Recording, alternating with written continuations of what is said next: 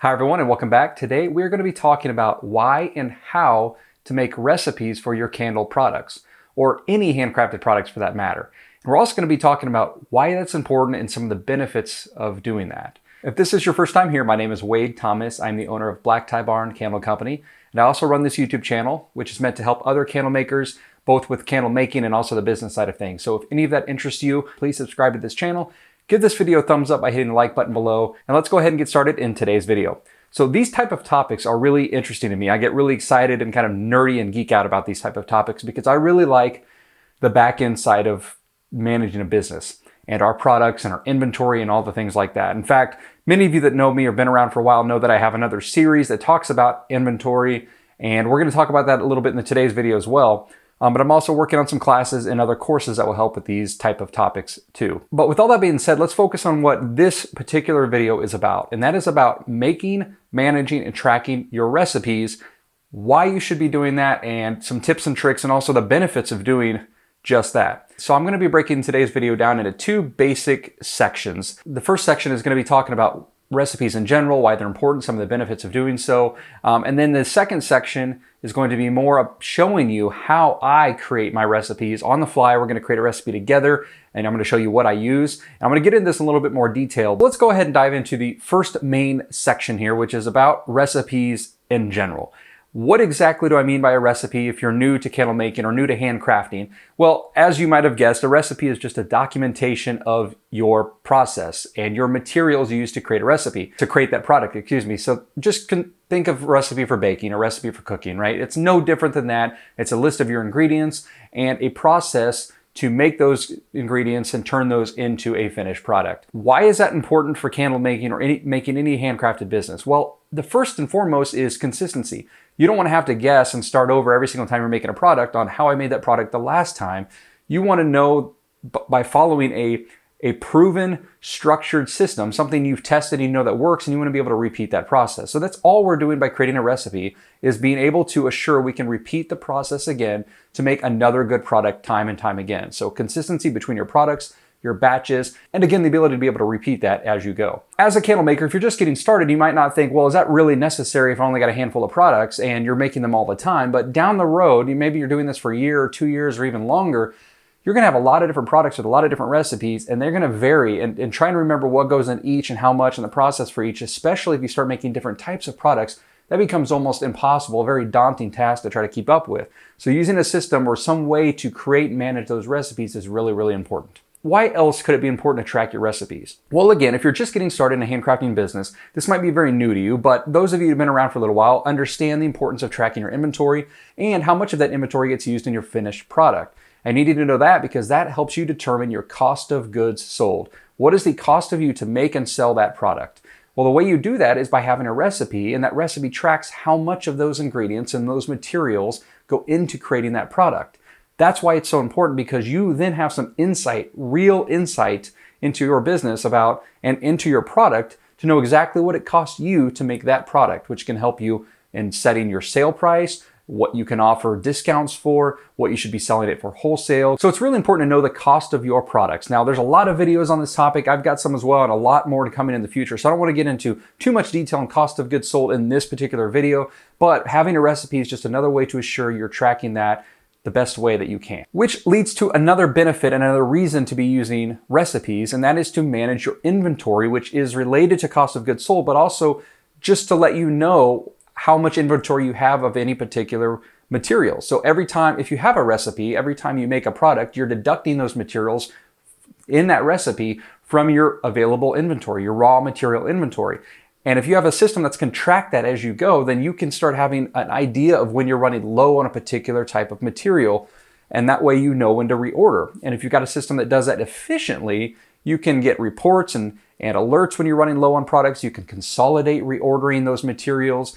And again, it's just really, really important to have good insight and information about your own inventory when you're running any kind of handcrafted business. And I'm going to talk about that system that I use here in just a minute when we talk about how to create a recipe and how I manage my recipes. But the last reason I want to mention of why it's important to be creating and tracking recipes is to troubleshoot problems. So if you are tracking your recipes And those recipes are a list of materials you use, and you're tracking those materials in some type of similar system or whatever method you prefer, and you have a problem with that batch of candles, it's easier to go back to identify what material might have been the culprit of that problem. Let's say you received a bad batch of wax. Well, if you're using that wax and it's listed in various recipes, you might know, okay, I need to go back and check these other recipes and make sure they're not having the same problem. Or it could be a fragrance oil that might have been sitting around way too long and it's gone rancid, or you received a bag of wicks that you ordered but ended up being the wrong bag of wicks sent by the supplier, things like that. So if you have a recipe for every single product and then something goes wrong with one of those materials, you can track down what other products that could be affecting. So it's a very, very useful tool for troubleshooting problems and also any changes that you might need to make to your recipes that could affect various products. Okay, so now that we've talked about what a recipe is, why it's important to use it, I think we're all on the same page there of the benefits of having and creating recipes for your products. Now I want to talk about how I create my recipes and how I manage those recipes and my products in my business. I should say there's a lot of ways you can do this. You can do this with pen and paper. You can keep a notepad. You can keep a log. You can use this Microsoft Excel or Google Sheets. There's a lot of options out there. However, today I'm going to show you my favorite system for not only tracking recipes, but also creating my products, managing my inventory of both my products and my raw materials, how I create those products and deduct those materials from my inventory. It shows me my cost of those materials and my finished products, and so on. And that is using Craftybase. Now, I could not run my business without this application. I've been using it for several years now. If this is your first time here on this channel or the first video you've heard me talk about Craftybase, I will link a playlist up above where I have a dedicated playlist talking about Craftybase and how I use it for my business and all the benefits it can provide for you. This is the program that I do personally use myself, and I highly recommend it. Like I said, I've been using it for a long time. In fact, a lot of my videos talking about inventory and recipes and products are even sponsored by Craftybase, and I was happy to join that sponsorship with them because I've been using the product for so long. I'd have to look back specifically, but it's been at least a handful of years now. And like I said, I could not run my business without it. It tracks everything. I don't want to get into too much detail on that as far as Craftybase overview. I've got a dedicated video to the overview, and it's also in that playlist that I was referring to. But again, you can do this in any system you want to use. The reason I use Craftybase, and I'm going to show you here in just a minute, is because it links everything together. I don't have to do near as much work because it tracks everything together. Everything is dynamic, and one change affects the other, so everything is cohesive. So that being said, let's go ahead and jump into Craftybase. Now, I'm going to show you, this isn't updated or live or anything like that. In fact, a lot of this is just a demo materials, demo products, part of a demo environment. But I do want to show you building a product and a recipe together. There are going to be some questions you might have, particularly if you haven't seen the other videos on using Craftybase, like how to create your materials, how to add your expenses, and get all of this information into the system. But for the purpose of this video, I'm going to assume you already have that, already know that, or are at least going to watch those other videos at a later time. Let's go ahead and create a product together real quick, just so we can build a recipe for it. Okay, so I'm just going to start off by hitting add product here from the product page. And again, I'm not going to go into a lot of the details here. I'm going to go through this pretty quickly because I have other videos showing this content. But let's create a test product, and I'm just going to call this, let's say I'm going to make a dragon's blood candle. I'm just throwing that out there. So we're going to say 9-ounce jar dragon's blood. All right, and then if you want an image for your product, we would add that there. I'm not going to do that. And let's just say we're going to make this $12 default sales price and starting quantity 0. And then you can give this a category like 9-ounce candle, something like that. Let's call this a candle, and we're going to hit save product. So now we've got the basic product created, but the product means nothing unless there's something attached to it, like a recipe. Like, what is the product actually made of, right? So what I would do here is you scroll down. We're going to create recipe. Okay, so this is the meat of the product, so to speak. So if you want to add any details or notes about it, and this is one of the great things about Craftybase is there's note fields, there's places for you to add additional details that it gets hard to either remember or track, or not a great place to put it if you're using another system. So Craftybase allows you to add some notes about the recipe if you'd like to keep it. And then also manufacture batch quantity. So if you make one candle at a time, we would just put one item here. I actually make my candles 8 at a time, but I'm not going to do that for the sake of this to keep it really simple. We're going to say I make one candle at a time just because it's easier to understand how the recipe works if we do that.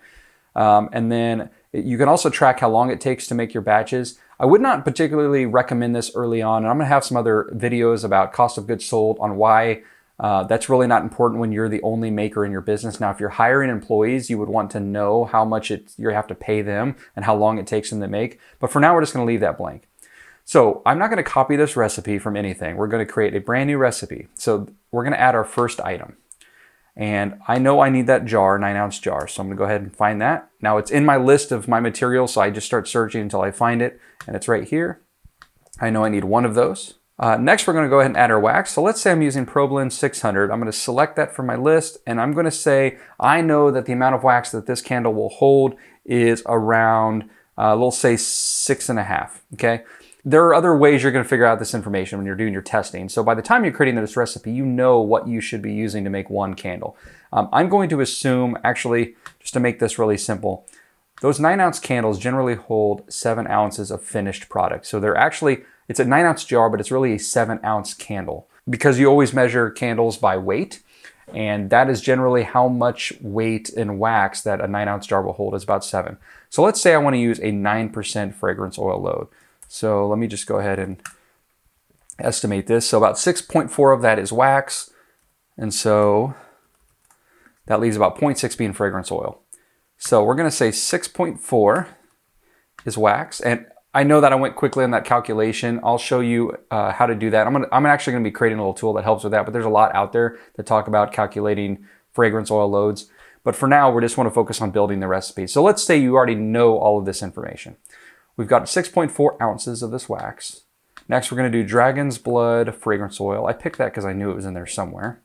And we know it's 0.6. So the two of those added together is 7 ounces, and that's what will generally be the right amount for this size jar. Let's say the wick, I'm going to use, you could use like an HTP 52 or 62 here. I'll put a Premier 735. It popped right up. So let's go with that. Now understand that when I'm doing this recipe, I haven't actually made this or tested this particular combination. So don't hold me to any of these actual materials. This is just a test example recipe.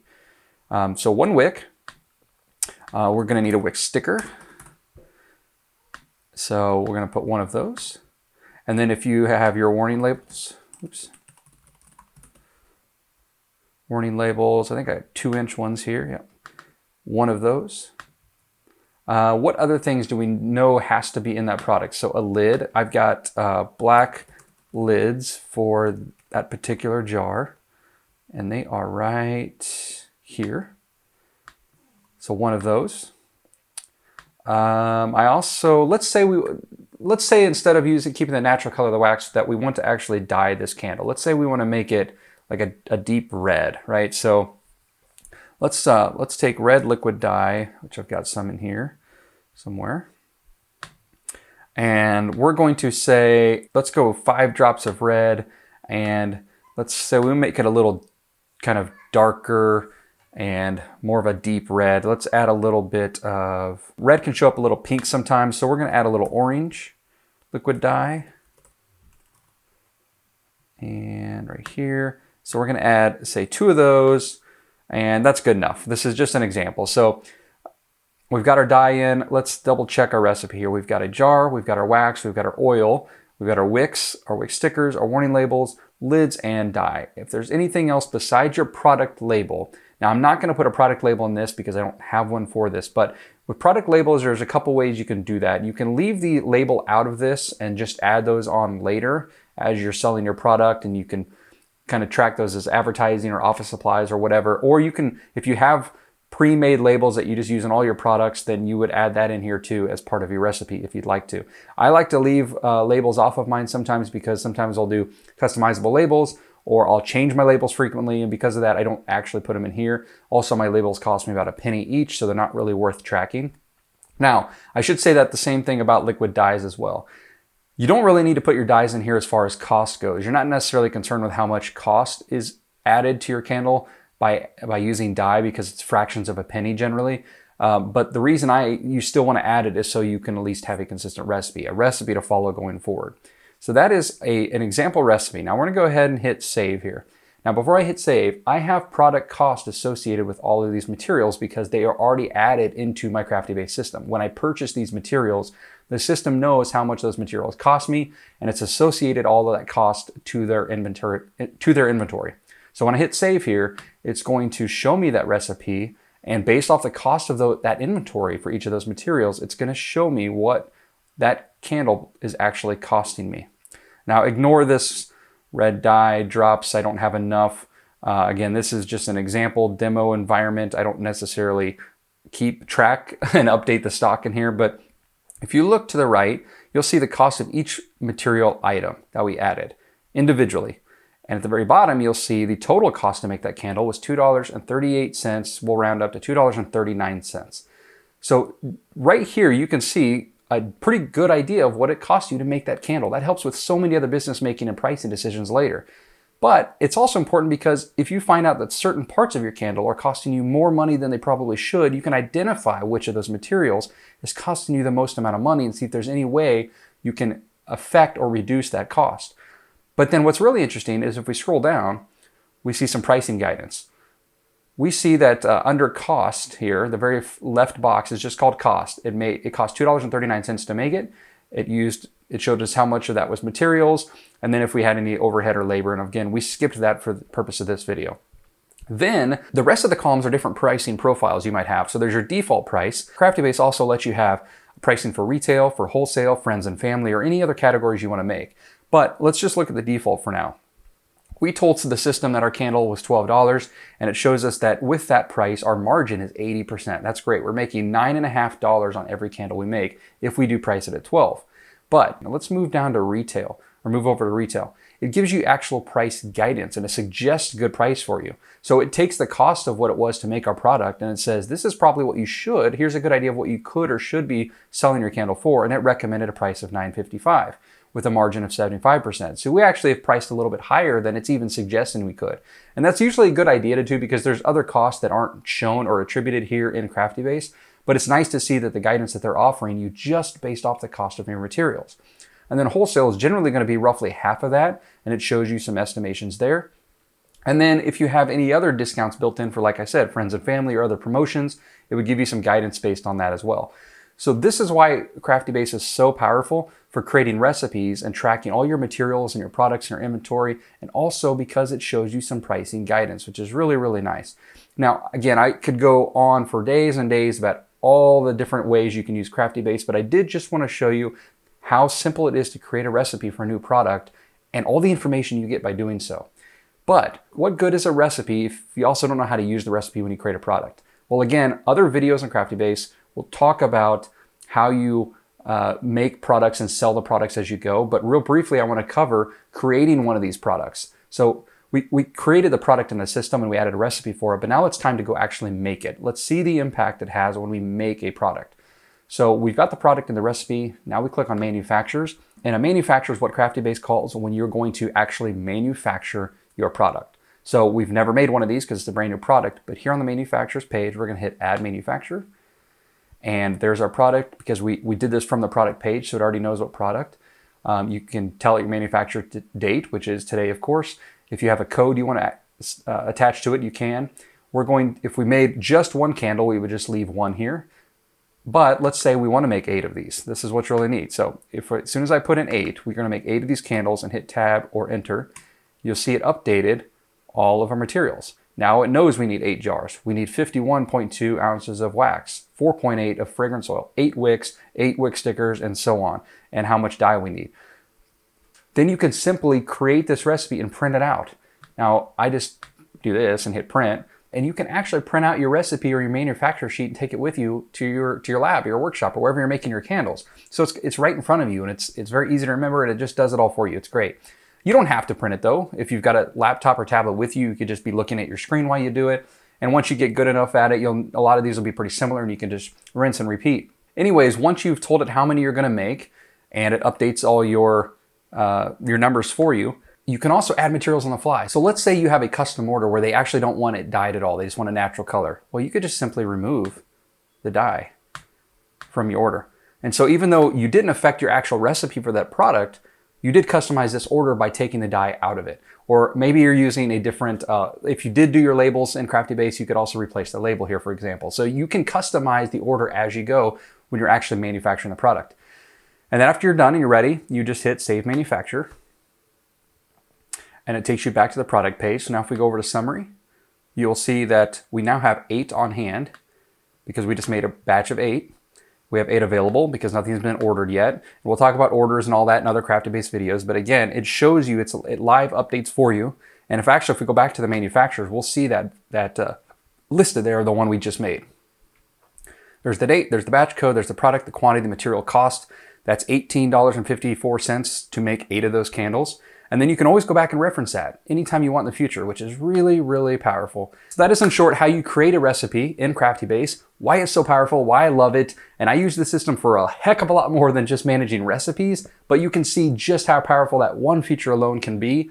I really love it. I would highly recommend you check it out. I will have a link to Craftybase in the description below. I have it in almost all of my videos that I post because I truly really enjoy the product. So if you are interested, go ahead and click that link. You can try out the product, see how you like it. If you have any questions or comments at all, just leave it in the comment section below this video. And also just remember, I will have some future additional videos on using Craftybase, some courses and some other guides out there coming soon as well to help all of you candle makers or any other handcrafters to using Craftybase for recipes, inventory, or whatever. But the important takeaway from this video is whether you use Craftybase or not is totally up to you.